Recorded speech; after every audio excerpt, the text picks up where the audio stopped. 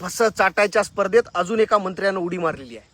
विद्यार्थ्याच्या मारहाणीचं पाप विरोधकाचं म्हणजे काँग्रेस किंवा राहुल गांधीचं आहे असं उदय सामंत म्हणाले.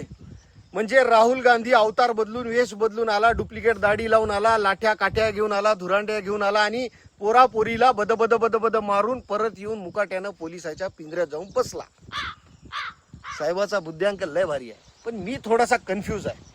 हे फडणवीस असतील, खोत असतील, मुश्रीफ, सामंत, अजून असले हौशे गवशे, कोणी म्हणते फॉरेनचं फंडिंग आहे, कोणी म्हणते आतंकवादी आहे, कोणी पाकिस्तानी, नेपाळी, बांगलादेशी, असं म्हणून हे सत्ताधारी पक्षातले नेते हे मोदीवर, मोदीच्या कामगिरीवर शंका घेत आहे का? गृह मंत्रालयावर शंका घेत आहे का? अरे बाहेरचे लोक दिल्लीत घुसून आंदोलन जर करत असतील तर मोदी आणि शहा यांनी पहिल्यांदा राजीनामा दिला पाहिजे. आतंकवादी असतील किंवा बाहेरच्या लोकांना रोखण्याचं काम आणि ती जबाबदारी गृहमंत्री आणि गुप्तचर यंत्रणा यायची असते. जर या लोकांना ओळखण्यात गुप्तचर यंत्रणा असेल, सीबीआय मधले वरिष्ठ अधिकारी असेल, याला जर अपयश येत असेल तर याची नोकरी काढून याला पहिले फासावर लटकवलं पाहिजे.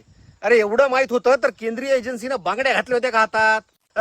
मंत्र्याला माहित होतं, मग सुरक्षा एजन्सींना माहित नव्हतं का? मग हे पाप तेवढंच मोदी आणि शहाचं पण आहे. मग धर्मेंद्र संघ मोदी शहाचा पण राजीनामा घ्यायला पाहिजे, या नेत्याचा पण घ्यायला पाहिजे, कारण यांनी माहिती आधी पुरवली नाही. काही अधिकार नाही या चोट्याला सत्तेत राहायचा.